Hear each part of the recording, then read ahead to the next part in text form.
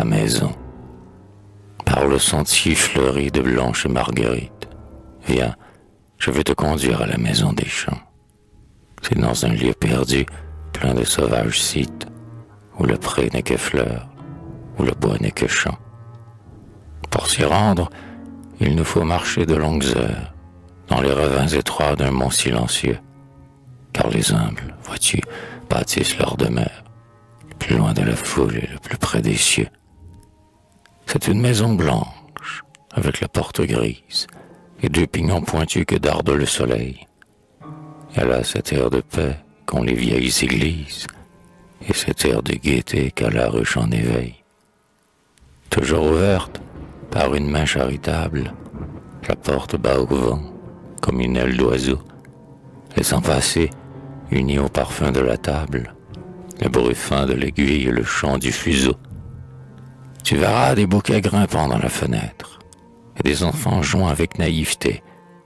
La mère est avec eux, tu peux la reconnaître, à ce noble sourire, empreint de majesté.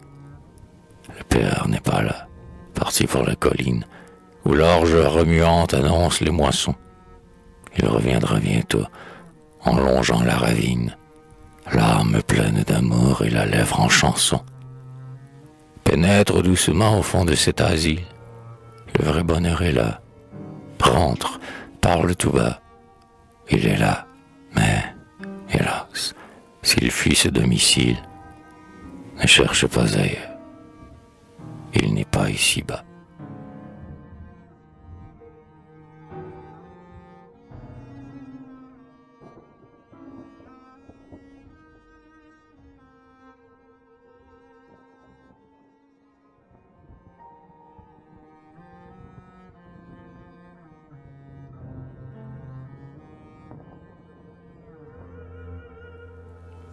Comme il fait bon rentrer s'asseoir dans la maison d'habitants, sise au bord de la route, comme on s'y trouve bien sous ces toits qui se voûtent, et comme tout ce monde a le cœur simple et bon. Sitôt que nous avons passé la devanture, en longeant le fournil, dont le vaste grenier attend les blés claireaux, se hâtant des pieds, et les avoines qui sont à pleine clôture, nous nous sentons chez nous, et chacun nous reçoit comme s'il nous avait attendu des années. Et nous voyons, dès que nos mains se sont touchées, que l'âme de la race habite sous ce toit. Ô paix, ô bonne paix des demeures rustiques, comme tu sais verser la gaieté dans le cœur, comme tu sais calmer la haine et la rancœur, ô foyer des vertus et des gloires antiques. Vous devez être las, disent ces braves gens. Entrez donc vous asseoir dans la chaise berçante. Mangez, la huche est pleine, et l'orge est jaunissante, car pour nos chants, les cieux se montrent indulgents. Si vous êtes transis, la lame de nos haches a fait tomber, nombreux, les bouleaux durs et ronds. Chauffez-vous et buvez dans ces vaisseaux profonds le lait que nous venons de tirer de nos vaches. Là, tout chante et sourit, tout le monde est à main. Pour nous servir, chacun s'empresse et se transporte. Et si nous nous levons en regagnant la porte, ils s'écrient tous ensemble, espérez, à demain. La brunante est venue et la nuit sera noire. Espérez, à demain, vos effets sont rangés. Pour vous coucher, voici le lit des étrangers. Et si vous avez soif, voici la tasse à boire.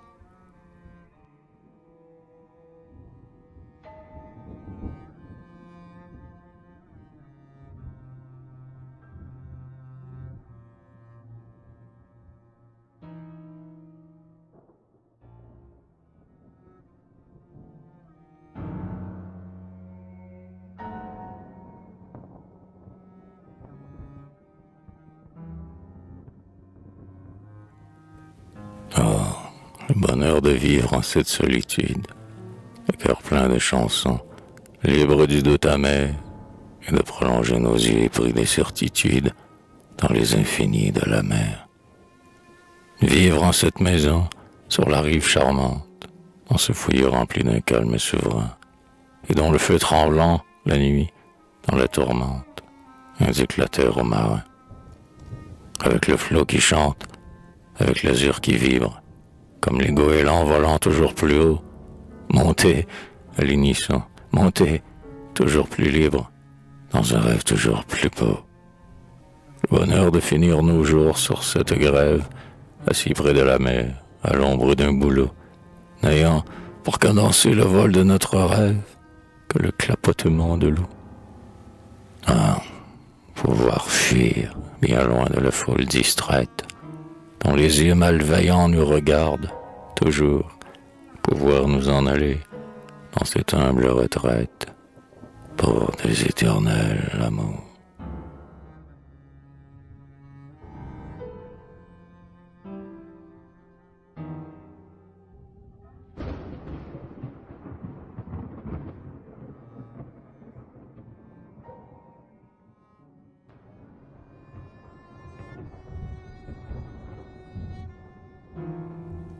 Bien mieux que les maisons aux pignons dentelés, des villes où la vie est bruyante et distraite, j'aime avoir, dans un champ, près des blés ondulés, une rustique maisonnette. Basse, peinte de gris, sans richesse et sans art, elle se défend mal du vent et de la pluie. Mais ses fenêtres ont un air de bon regard, et sa porte un air qui convie. En été, dès le jour, on la voit s'animer et sourire aussitôt que les vallons se dorent. Puis, à son seuil, on voit, par bandes, remuer les poules grises qui picorent. Quand le soleil joyeux commence à rayonner, les fenêtres s'ouvrant paraissent plus vivantes, et dehors, les enfants s'en vont tourbillonner comme de grandes fleurs mouvantes. Ces gens se couchent tôt et se lèvent matin. L'homme est bon paysan, elle, bonne fermière. Ils sont vaillants. Leur lampe, au reflet incertain, dans l'ombre, apparaît la première. Bien souvent, l'on découvre, auprès du bois tremblant, entre deux peupliers, aux rameaux longs et sombres, sous les feux du midi, le linge net et blanc, qui fait des clartés et des ombres. Oh, qu'il doit être doux et qu'il doit être court, le labeur qui se meut dans cette vigilance, qu'il doit être bon d'aimer lorsque l'amour s'épanouit dans ce silence.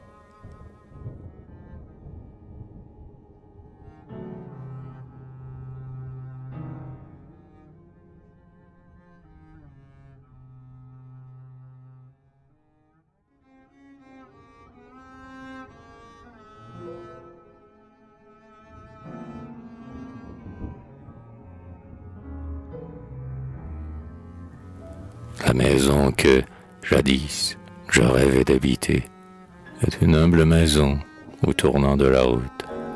Les arbres toujours verts qui la recouvrent toute lui font une abrissure, l'hiver comme l'été.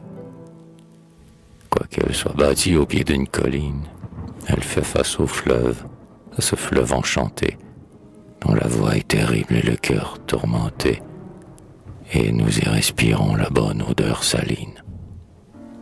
Les senteurs de la mer s'y mêlent à l'odeur du trèfle qui fleurit dans les plaines voisines, et l'enchevêtrement des grands bois y voisine, avec des rocs garnis d'une riche verdeur. Et près de la maison est un étang limpide, dont la source, éclairée aux rayons du soleil, reflète doucement le buisson en éveil, et des oiseaux passeurs mirent le vol rapide.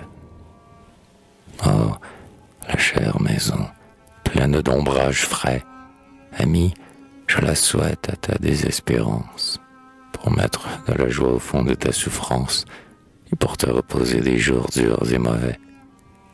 Comme il eût été bon d'y vieillir et d'y vivre, tous deux, mon bien-aimé, dans le calme des soirs. Comme il eût été bon d'aller souvent s'asseoir dans l'ombre de ces bois dont la senteur enivre.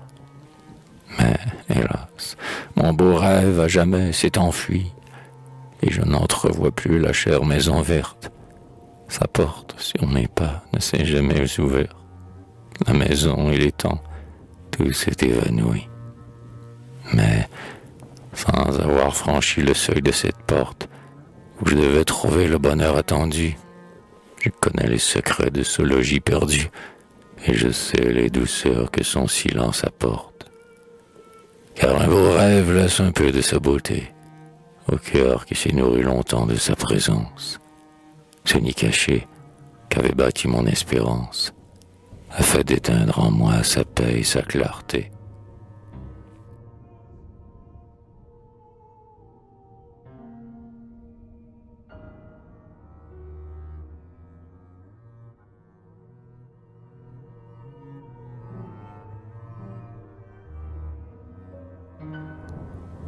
Le jour s'éteint, semant du rouge à l'horizon, et la brune obscurcit l'or de la fenaison.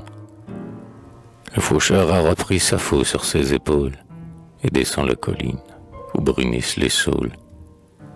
Il se hâte, il s'en va vers son humble foyer. Il sourit car il voit sa lumière briller. Qu'il fait bon après une journée ardue où la pensée au sein de sa tâche est perdue. Qu'il fait bon s'en aller, le cœur libre et content, vers le toit où l'on sait que quelqu'un nous attend. Il entre, ôte sa veste en disant « Bonsoir, femme, j'ai bien faim, donne-moi le pain, que je l'entame. » La chaleur était grande, aujourd'hui, dans nos champs. M'as-tu vu quand je t'ai crié sur les penchants? Et sur elle, son œil fauve et brûlant s'attache, des petits doigts d'enfant ravaudent sa moustache.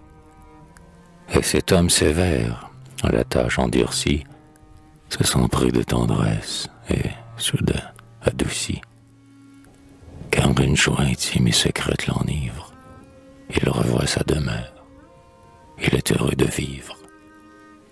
Heureux de retrouver son épouse fidèle, dont les pas vigilants font comme des brudelles.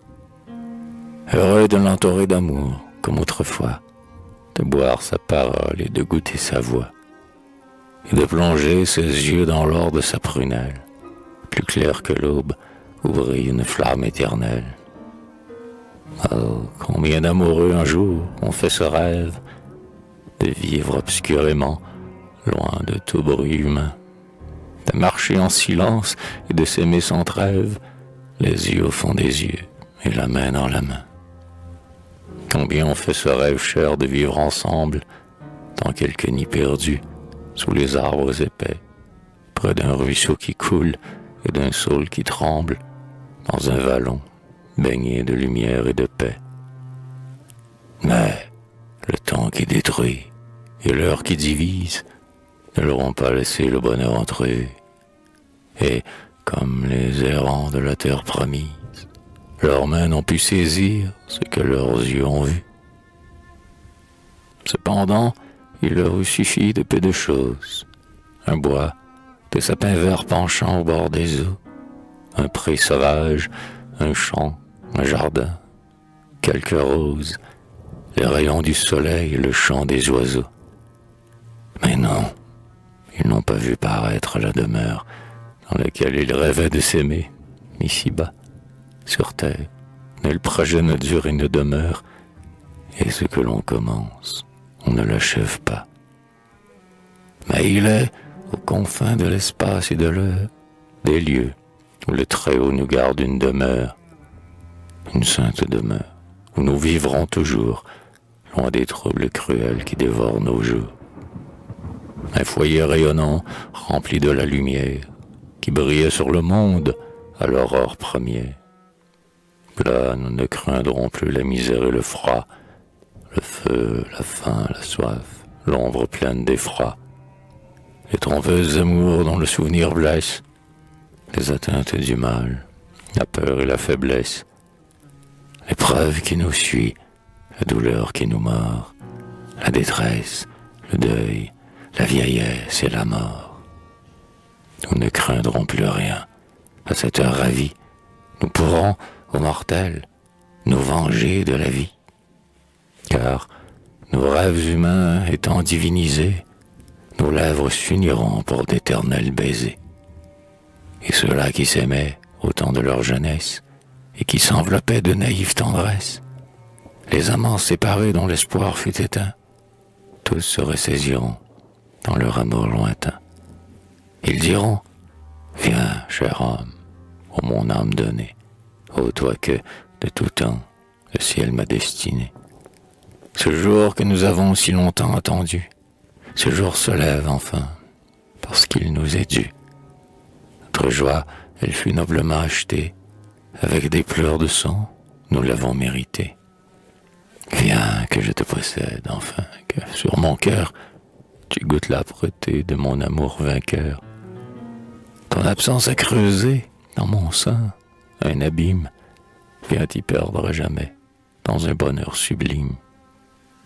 Qu'importe le chemin où saignèrent nos pas, qu'importe cette vie où nous ne vivions pas. Voici que l'ombre est claire et que la nuit est blanche. Enfin, voici venir l'heure de la revanche. Et dès lors, ils auront commencé d'exister pour s'aimer sans retour toute l'éternité.